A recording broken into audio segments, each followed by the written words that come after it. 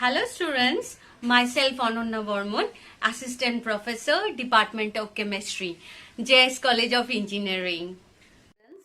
Today we will discuss about the water pollution. The why water? Why water is so important? Why we are discussing this chapter? Yes, water is very important for our sustainability. Everywhere we are using this water like for domestic purpose, industrial purpose, for agricultural purpose, for construction purpose, everywhere. Day by day, for our activities, this water is getting polluted, which is very harmful for us. So we are the responsible person to stop this water pollution. Okay, students, already we have told, I have told you that today we will discuss about the water pollution. So here is the topic name, that is water pollution and the control. The module is 2 and lecture is 14.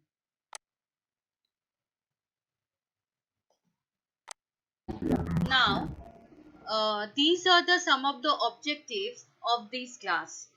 First, you can know the importance of this chapter, that is water pollution. You can define hydrosphere. You can describe the hydrological cycle. You can classify the water pollutants. And at last, after the session, you can also describe the water quality parameters. Now look, these are the some of the sentences that we are listening every day nowadays. That is save water, save nature, and save humanity. Now, what is this importance? Why water is so important for us and why we are so concerned to preserve the water? Okay, so this is all about the infographic of the India. Yeah, you all know that India is the large country and world's 18% population is present in India. And I don't have to mention that it is the largest democracy in the world, but India has only 4% of the fresh water to access for its total population. Only the 4%. Did you get it? Yeah. Okay. So 66, among which 66.6% water is used for the irrigation system and which is supplied by the groundwater. After observing the statistics, we can know that 60% of the Indian districts that is facing over exploitation of the groundwater. Now, so that is why everywhere we are facing the scarcity of the water. This is the scenario of the whole world. So 2.8 billion people around the world are affected by the water scarcity. Among them, 1.2 billion people, which is almost 1/6 of the total population of the world, are facing lack of access of clean drinking water. And also, we know from the United Nations statistics that by 2025, around 1.9 billion people, mind it, 1.9 billion people will be living in absolute water scarcity. So this is the total current scenario of the whole world, where the red zone, that is marked as the water scarcity zone. Now, what about our India? We all know. So these are the some of the popular pictures, popular photos that we have seen currently, that all the people collecting the water from a single well. Okay, and this is the pollution of the river. Okay, so everywhere we are having the water crisis. And why this is? Because we are very less aware to preserve the water, because of the overutilization of the water, and also because of the pollution, water increasing amount of the water pollution by us, by our environment, society, by any industry, by any factory. Environment is getting polluted day by day. So that is why we should know what is the importance of the water in our life, what is the importance of preservation of the water in our life, why we have to aware about the water pollution day by day, which is increasing by our activity only. That is why this chapter is including in your syllabus. Okay, now first of all, the first topic that is you should know, that is the hydrosphere. Now what is hydrosphere? Generally all type of water resources are called by hydrosphere. Excuse me. So among these, 97.2% is of for oceans, and only 2.8% are available. Among this 2.8%, 2.15% are the ice caps and glaciers, and only 0.63% is the groundwater, which we regularly use for our purpose. So rest of the 0.2%. So 0.02% among this rest of the percent, 0.009% is the freshwater lakes.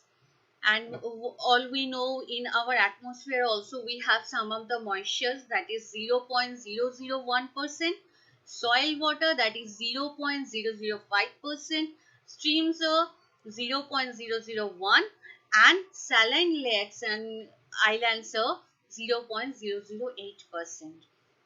Understand? So very few amount we have for to access for our activity.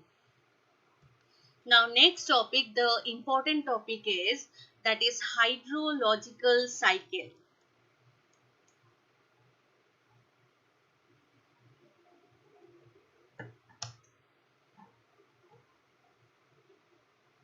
Okay, so these are the some of the steps of the hydrological cycle. What are the steps? That is, first steps are evaporation and transpiration. Now what is evaporation? Evaporation means due to the sunlight or solar energy from all the water resources, the water will be evaporated and it will come to our environment. And transpiration, this is the process for the plants, and by this process also plants are emitting some of the water vapors into our environment. After this, what will be the fate of that water droplet? That water droplet, while come to our environment, it will form the cloud. So the next step is cloud formation step. The third step, that is condensation step. Now condensation, that means while the cloud will be floating over a hill station. Okay, so there the temperature will be very low. So at that low temperature, what will happen? The water will be condensed, and this is called condensation process. After condensation process, the cloud will become heavy. That time it cannot float, and that is why it will precipitate the next step, that is the precipitation step, and it will precipitate as a rain. Understand? So this is the precipitation. After precipitation, the last step is the runoff. Runoff process, whatever rainwater we are getting from the precipitation steps. To some extent, some of the water will mix to the all type of water resources. Okay, and the to some extent the some amount of the water will be collected as the groundwater. That is called runoff process. And after this runoff process, again the evaporation and transpiration process will be followed. So thus the cycle, this is called hydrological cycle, and these are the some of the important steps of the hydrological cycle. So from this portion you can have this type of question like what do you mean by hydrological cycle? Okay, next type question is what are the significance of each step that is that we are having in hydrological cycle. So for all this you have the same answer, that is you have to write down all the steps and you have to explain each and every steps. Understand? Okay. Next. Okay, now up to this whatever we have discussed, this is just a quick review. So you have to just think about the answer. Just look at the screen, you can see the question, what is the percentage of groundwater present in earth? And for that you are having the 10 seconds. So students, just think about this and think about the answer. What will be the answer of this question?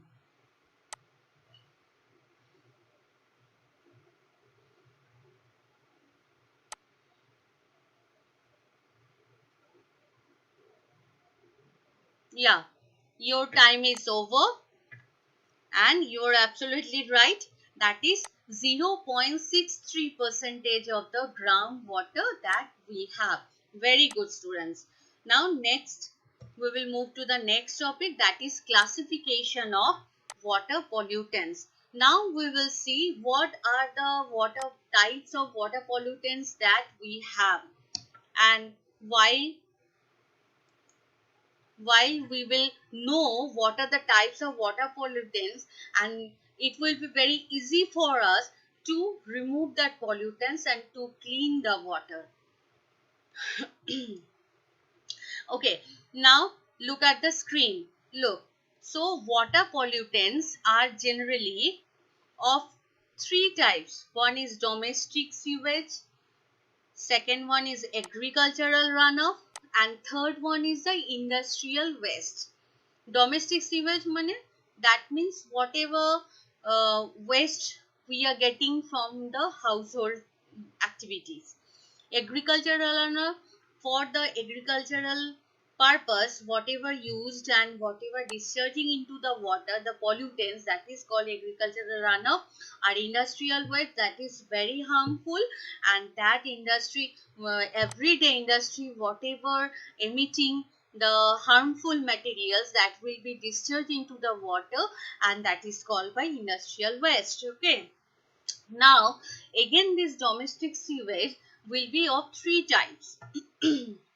You can see that is suspended solid like sand, clay. Okay, so these are the some of the suspended solid. Why they are suspended? Because they can't dissolve into the water. How they are staying? Their suspension, their remaining into the water as a suspension. So that is called suspended solids. Next is colloidal materials. Now all of you should know already, in 12th standard I think you have read about the colloidal solutions or colloids. That is what colloids generally, what will happen, the solute particles while will be very large, they cannot mix to the solvent totally. They are sparingly soluble. Mind it, sparingly soluble. Okay, so colloidal solution, that means the solute particles while sparingly soluble into the solvent like water, that is called by colloidal solutions. Okay, uh, there are so many colloidal solutions we are using every day, like milk, blood, ink, okay, any type of moisturizer cream. These are all the colloidal materials. And into water, whatever colloidal materials are waste are present into the water, that belongs to this category, that is colloidal materials, like paper fibers, cloth fibers, okay, they are not dissolving into the water. Now, the third one is the dissolved materials. Dissolved materials, some of the salts are dissolving into the water, and that is also very harmful. Like in domestic purpose, for uh, washing the clothes, if we are using excessive amount of detergent, what will happen? That detergent, excess amount of detergent, it will discharge into the water, and it will increase the amount of nitrates, ammonium salts, okay. So there also sodium salt, calcium salt, so there also some of the what water pollutants, but there belongs to this category, that is the dissolved materials, okay. Next is agricultural runoff. So farmers are regularly using fertilizers, insecticides for their agricultural, for their crops, okay, but they don't know how much they have to use that fertilizers, how much they have to use that pesticides. They're using excessive amounts. That excess amount, while what discharging into the water, what will happen? That time the water is getting polluted, and that is called agricultural runoff. That means from agriculture, whatever waste we are getting into the water, that is called agricultural runoff. And the third one is, the third classification is very harmful, that is the industrial waste. Excuse me. Industrial waste are of two types. One is chemical pollutants and second one is physical pollutants. Now chemical pollutants again of two types. One is organic compound and second one is the inorganic compound. Okay. So organic compound, like any type of polymers, whatever we are synthesizing into our lab for our purpose, if they are discharging into the water, any type of chemical compounds which is organic, that is organic waste. And inorganic compounds, like generally inorganic compounds are classified as the metals having metallic salts, metal salts, okay. So inorganic compounds generally have the metals, like heavy metals, lead, cadmium, arsenic, mercury, okay. While they are mixing into the water, discharging from the industry, and they are mixing to the water, what will happen? That time, if we consume that water, that will be very harmful for us. Like if we consume the lead, so many amount, what will happen? Lead can substitute the calcium from our bone system, and thus it will be very harmful for our body. Arsenic, all we know that in presence of arsenic, our if the water will be contact to our skin, it will cause the black foot disease, okay. So this is very harmful for us. Next one is physical pollutant. Physical pollutant, that means thermal. There are two types. One is thermal pollutant, one is oil spills. Thermal pollutant, generally what will happen, industry or any type of factory are using cold water for cooling down cooling down the machines. Then what will happen, while the cold water will be circulated throughout the machine and it will come out, that will be the hot water, and it will mix to the general water body, which for which it will increase the temperature. While the temperature will be increased of the water body, what will happen? The dissolved oxygen will be evaporated. Thus thermal or hot water are causing the decreasing amount of dissolved oxygen. And the second one is oil spills, very harmful, like any type of petrol, diesel, kerosene, while it will be spread out into the spread into the any type of water body, then all type of aquatic animals will be destroyed, will be killed. Okay, so these are the all water pollutants that we should know very well about this. Thus we can remove only the water pollutants.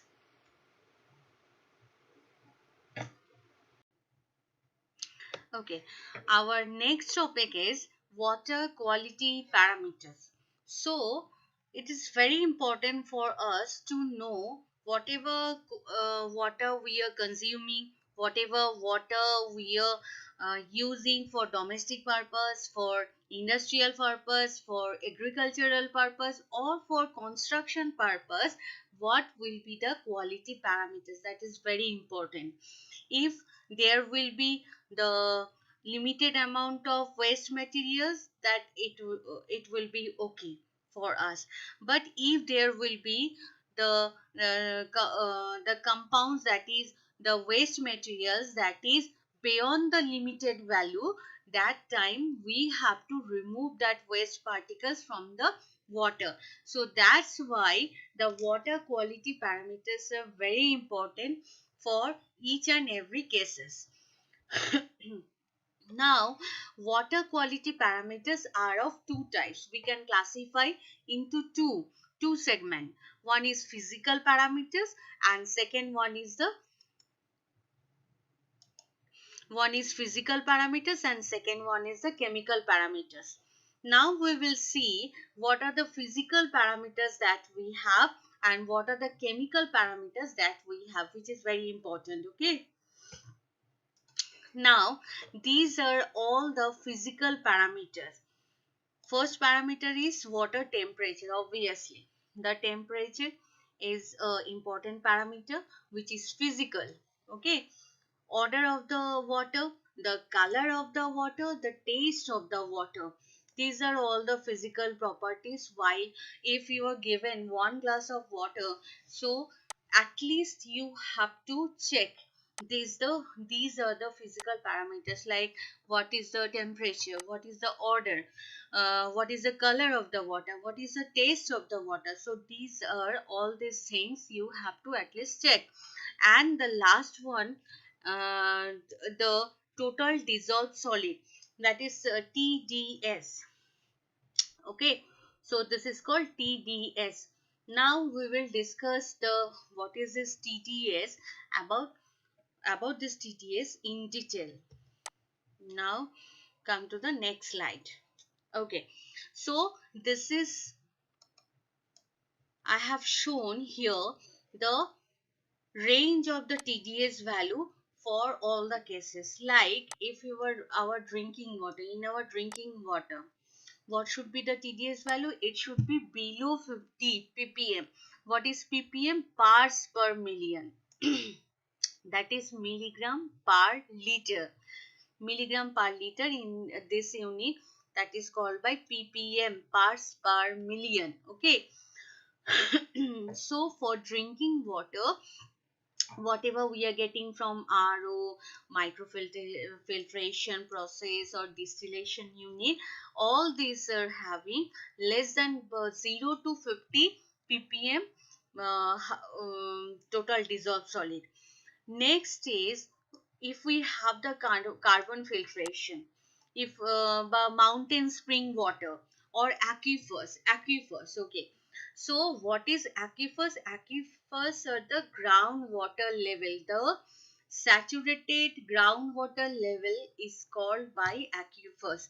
That we will discuss in my next classes. Okay, so groundwater, saturated groundwater layers are called by aquifers. Okay, so in these aquifers, the range of the TDS is 50 to what? It's around 115. I think. Okay, so 50 to 100, 150 if the ppm is, that is carbon filtration water or mountain springs or aquifers. Okay, and if the ppm, the parts per million, if the dissolved solids are in large amount, that is called hard water. Okay, uh, generally that is 170 ppm, that means 170 milligram per liter dissolved solids present into the water. And if the TDS value is in between 300 to 400, that is high TDS water, like whatever we are getting from the tap or for mineral spring. Okay, so for this water the TDS value is high. Now TDS, total dissolved solid, that means all type of salts while dissolved into the water, that is called by, that amount is called by TDS. Now uh, you can see that while in anyone house, what if the aquaguard will be installed, what first they do, first they will check what is the TDS value of that house, and after that they will maintain that aquaguard. Okay, according to the TDS value. So we can see that for drinking water, whatever we are getting for RO or microfiltration or distillation from the distillation unit, it should be less than 50 ppm. And for the carbon filtration, mountain, spring or aquifers, the TDS is in between 50 to 150 ppm, and above this, that is called by hard water. And also while whatever we are getting from the tap or mineral spring, that is a high TDS, that water is containing high TDS value. Okay, so this is the quality parameter of TDS.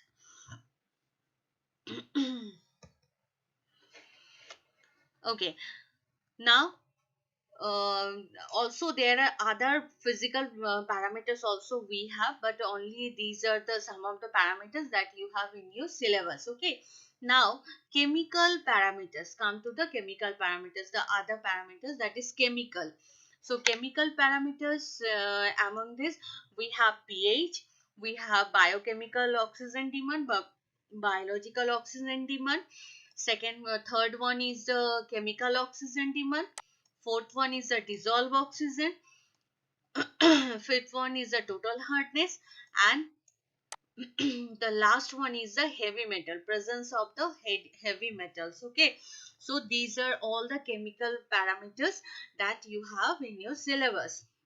Now for each and every parameters we will discuss. So come to the pH. Now all of you know that for the water the pH should be neutral, that is 7, around 7. Okay, and if we go towards the left, so it will be the acidic range, and if we'll go towards the right, above the 7, that means above the 7 the pH is alkaline, and the below the 7, that is acidic. Okay, now these are the some of the examples that we regularly see, and their pH also, their pH we regularly see. Okay, like lemon, in lemon we have the citric acid, okay, for which the pH is 2. For milk it is pH is 6. For coffee, whatever coffee we have, that is pH is 5. For tomato we have acidic pH to some extent, that is 4. Okay, now basic pH like baking soda, that is basic pH.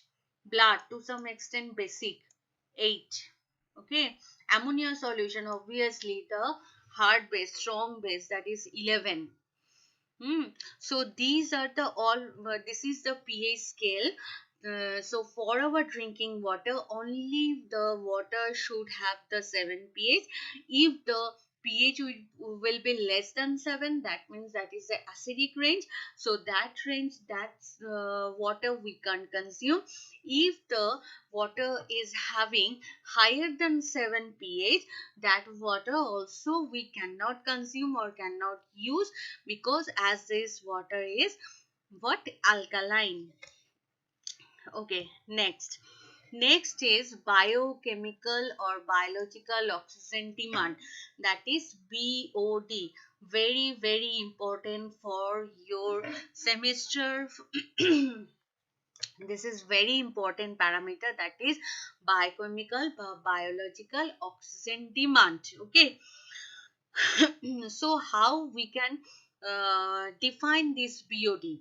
Now look, the amount of oxygen required to oxidize the organic waste by the microorganisms, with the help of the microorganisms and in presence of dissolved oxygen. You can see DO, capital D, capital O, that means dissolved oxygen. Okay. So with the help of this dissolved oxygen, whatever organic or biodegradable waste we have into the water, they are producing carbon dioxide and H2O. For these organic or biodegradable waste, for their decomposition, whatever the dissolved oxygen amount we require, that is called by what? BOD. That means what? BOD is the amount of oxygen. What is why this amount of oxygen is required? This amount of oxygen is required for to decompose the organic or biodegradable waste materials that is present in water. Understand? Yeah, of course it is. So that means whatever biological whatever biodegradable or organic waste we have into the water, they will decompose, right? Now can anyone tell me biodegradable, non biodegradable? These are the very common terms that we listen every time. Yeah, of course.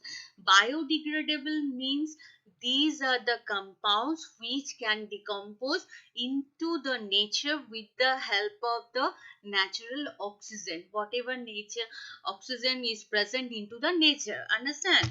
Like cellulose, waste paper, dead body, kitchen waste, vegetable waste. They are all they can all decompose into the nature with the help of the dissolved oxygen, right? Okay. So for their decomposition, whatever dissolved oxygen we require, why dissolved oxygen? Because we are discussing about the water pollution. Understand? So that means whatever biodegradable waste materials is present in water, that is why whatever dissolved oxygen we have into the dissolved condition in the water, that with the help of that dissolved oxygen and also the microorganisms, it will transform into carbon dioxide and H2, obviously. Understand? So can anyone tell me what is the what is the important role of this microorganism? Yeah, of course. The important role of microorganism here is the catalyst. Understand? So for this reaction, whatever dissolved oxygen we require, that is the BOD, biological oxygen demand. Now question is how it can be a quality parameter. If anyone asks you, like you are having sample 1 and sample 2. Two samples are there. For sample 1, the BOD value is 50. For sample 1, BOD value is 50 ppm. Okay. For the BOD value, the the unit of the BOD is ppm, as it is the amount of dissolved oxygen. That is why it's called, it's the unit of this is ppm. For sample 1 we have 50 ppm BOD, and for sample 2 we have like 60 ppm. Now you tell me which, okay, 60 ppm. Now you tell me, for we sample the waste materials in less amount. We sample, which water sample is having the less amount of waste materials? Sample for sample 1, the BOD value is 50. For sample 2, the BOD is 60. Can anyone tell me? Yes, of course. The BOD value for sample 1, BOD value is less. That means the amount of oxygen is required, that is less amount. That means obviously into that sample the amount of organic or biodegradable waste are in less amount. That is why less amount of dissolved oxygens are required. That is why the sample that is having less BOD, that means they are having less amount of biodegradable waste materials. Understand? So if we know the BOD of two samples, then you can compare. Understand? You can compare. We sample is more pure, but we sample the waste materials are in less amount, that you can know. So this is the biological oxygen demand. Next we will move to the chemical oxygen demand. That is also very important. Chemical oxygen demand, very important. Okay, now chemical oxygen demand is defined as the required amount of oxygen to decompose both bio and non-biodegradable materials present in water. Now, in your water, there may be biodegradable material, there may be non-biodegradable material, or both can be present into the water. So, non-biodegradable like plastic, this one example of the non-biodegradable, that is plastic. That means plastic cannot decompose into the nature, as nature cannot provide that much amount of oxygen. That is why plastic belongs to that category, that is non-biodegradable material. Okay, now question is so what we have to do? First we have to take that water into the Department of Chemistry. There we have the lab, we have the chemicals. So that water is treated with potassium dichromate and H2SO4. Okay, now what will happen in presence of potassium dichromate and H2SO4, and also with the help of mercurous sulfate and silver sulfate, the bio and non-bio both can be decomposed into the carbon dioxide and water. Understand? So for this reaction, whatever oxygen molecules we need, for this reaction, that is called COD, chemical oxygen demand. Now question is, who will provide the oxygen? Yeah, of course, the potassium dichromate and H2SO4, they are the strong oxidizing agent. Potassium dichromate is strong oxidizing agent. With the help of potassium, with the help of sulfuric acid, again it will act as a strong oxidizing agent. Who will provide the this amount of oxygen to decompose biodegradable waste and non-biodegradable waste into carbon dioxide and water. So for this reaction, whatever oxygen we require, that is called by the COD. Understand? Is this clear to all? Yeah. Now can anyone tell me what is this? What is the important role of this mercurous sulfate, silver sulfate? Yeah, this mercurous sulfate and silver sulfate are the catalyst. Okay, in this reaction, in presence of this catalyst only, the potassium dichromate oxidize and sulfuric acid will oxidize the biodegradable and non-biodegradable materials into carbon dioxide and H2O. And for this reaction, the oxygen molecules, amount of oxygen molecules required, that is called by COD, chemical oxygen demand. Okay. Now, very important, huh? Now, here is a quick review. Now you know that what is BOD and what is COD. So, this is the question. What is the relation between BOD and COD? There are four options you have. That is BOD equals to COD. BOD is greater than COD. COD is greater than BOD. And BOD is half of COD. Now, students, you will get 10 seconds, and within these 10 seconds, you have to answer my question. Just think about the answer.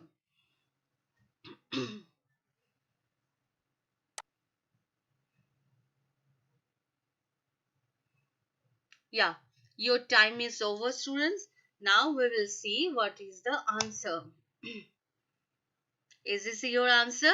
Yeah, of course. So, COD is always greater than BOD. Why? Because in COD, what will happen? We are using strong oxidizing agent, potassium dichromate and H2SO4. With the help of that strong oxidizing agent, it will what? It will decompose both materials, okay? Biodegradable and non-biodegradable. And in BOD, what will happen? Only the biodegradable materials, whatever we have in water, that will be decomposed with the help of dissolved oxygen. Now, in COD, both materials will be decomposed, and in BOD, only the biodegradable materials will be decomposed. Now, this is very simple. So, now you know कि obviously in COD we should require the higher amount of oxygen than the BOD, than the biological oxygen demand. Understand? Tale BOD and COD, what are this? These are the simple, the amount of oxygen. For BOD, it is amount of dissolved oxygen to decompose biodegradable materials, and for COD, it is the amount of oxygen, not the dissolved oxygen, okay? Because in COD, bio and non-bio both can be decomposed. That cannot be happen into the nature. Only you have to treat that water with the potassium dichromate and H2SO4. These are the strong oxidizing agent. So in COD, in presence of these chemicals, the biodegradable and non-biodegradable can be decomposed. That is why COD is always greater than BOD. This is very important question. Okay, this type of question, this type of MCQs, you can have in your exams. Okay. So all this is about the water quality parameter.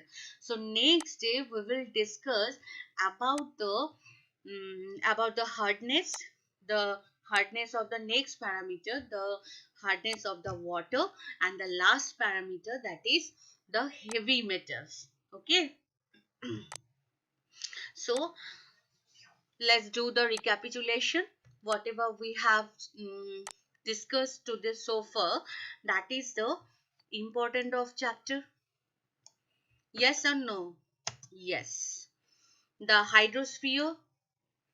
Yes or no? Yes. Absolutely. Hydrosphere? Okay. Hydrological cycle? Yes. We have discussed about the hydrological cycle also. Okay. Next, classification of the water pollutants? Yes. There are three types of classifications, and also under these three types of classification, we have some of the sub classifications also. Okay. Yes. This is also checked. And the last one, that are the water quality parameters. Okay. So in this water quality parameters, we have discussed about the what? First, we have discussed about the physical parameters and chemical parameters. There are two types of parameters we have. For the physical parameters, we have discussed the odor, color, temperature, test, and TDS. So we have TDS. What is the full form of TDS? That is the total dissolved solid. Understand? Okay. Now for the chemical parameters, we have what? Chemical parameters? Yes, pH. First, we have discussed the pH of the water solution, so water sample, then the BOD, and then the COD. Next day, we will discuss about the hardness of water, very important, and also the heavy metals. They are also some of the chemical parameters to measure the quality of water. Okay, so from this portion, you can have this type of question like discuss about the quality parameters of water, or discuss about the four quality parameters of water. This type of questions generally you have in your exam. Okay, so thank you, students.